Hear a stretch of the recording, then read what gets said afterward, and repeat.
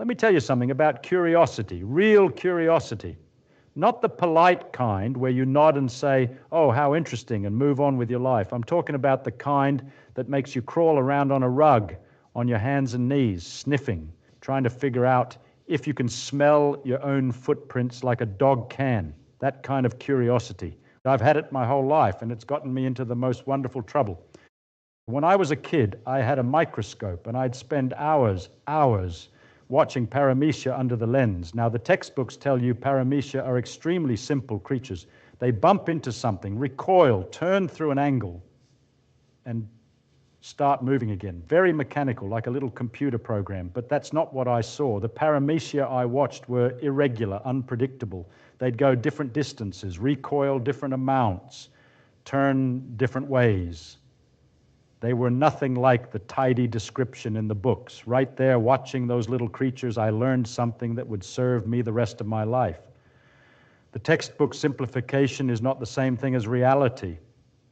One time I watched a paramecium as the water it was in slowly evaporated. As the drop got smaller, the little fellow got more and more trapped between these tiny stick-like structures, like microscopic jack straws. It was jammed in there, barely able to move. And then I saw something extraordinary that I'd never read about anywhere. The paramecium lost its shape. This supposedly rigid, slipper-shaped creature started flexing like an amoeba, pushing against the sticks, trying to divide itself through a gap. It got about halfway split, decided that was a terrible idea, and pulled itself back together. I sat there thinking, has anybody else seen this? The book certainly didn't mention it. That's the thing about really looking at something. The world is so much richer than what fits in a textbook. Now, this same itch, this need to poke at things and see what happens, followed me all the way to Los Alamos, where it expressed itself in a slightly different way. I became a safecracker. It started innocently enough. A fellow named Leo Lavatelli showed me how tumbler locks work. You push a little tension with a screwdriver, jiggle a wire inside, and because the lock isn't manufactured perfectly, the pins catch one by one at the right height. Click, click, click, and you're in. It's patience and feel, not genius. But when you can do it, people think you're Houdini. When we arrived at Los Alamos to work on the bomb, security was laughable. All the secrets of the atomic bomb were kept in filing cabinets, locked with padlocks that had maybe 3 pins. Child's play. So I'd open them just to demonstrate the problem. The military's response was to install long steel rods down through the drawer handles, secured with better padlocks. Some guy challenged me, "Can you get into the cabinets now?" I walked around to the back, noticed the drawers didn't have solid bottoms. There was a slot with a sliding piece inside. I poked in from behind, slid the piece back, and started pulling papers out through the slot. "Look," I said, "I don't even have to pick the lock." You'd think they'd be grateful. They were not grateful. But the real adventure was with combination safes. Every office at Los Alamos had these big filing cabinet safes with combination locks. I learned that most of them were set to factory defaults. People never bothered to change them.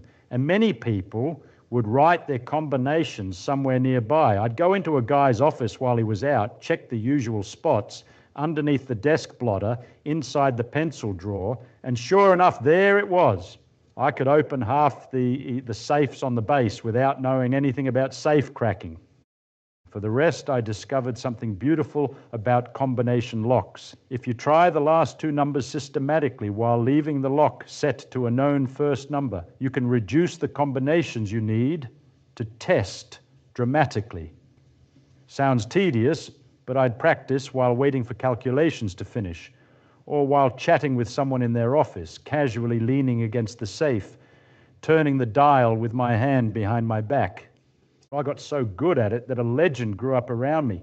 People thought I could open any safe instantly, that I had some supernatural ability. I didn't. I just paid attention and was persistent and a little sneaky about studying the mechanisms. But here's what I found wonderful about the whole thing. The people who designed the security systems thought about locks and rods and steel.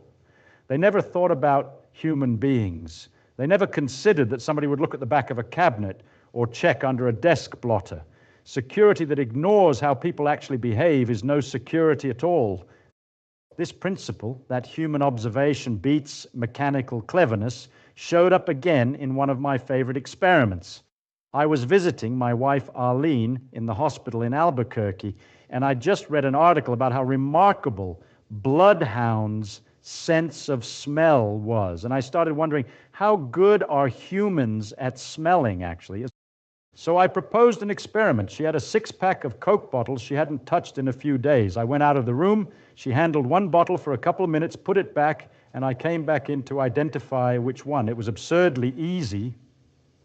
Not just the smell, but the temperature was different, too easy. So we made it harder. She took a book off the shelf, opened it, closed it, and put it back. I came in and smelled all the books. Nothing to it. A book that's been sitting undisturbed has a dry, dusty smell. A book a hand has recently touched is completely different. There's a dampness, a warmth, something unmistakably human about it. We don't have words for these smells because we never bothered to pay attention to them. But the information is right there, available to anyone who tries. Humans aren't as bad at smelling as they think. They just carry their nose too high off the ground.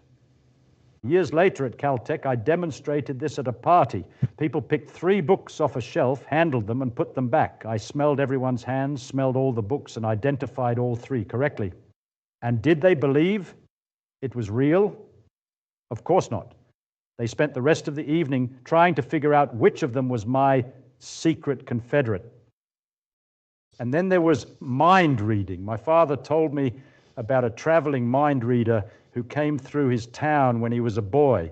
The mind reader held the hands of the people who'd hidden a $5 bill and walked through town, turning at intersections, entering the correct house, climbing to the right floor, and finding the exact drawer. Astonishing. The secret. You hold their hands loosely and jiggle slightly in different directions. When you move the wrong way, you feel a tiny resistance. Their muscles unconsciously pull back. When you move the right way, they relax and follow. That's it. That's the whole trick. Just sensitivity to tiny human signals.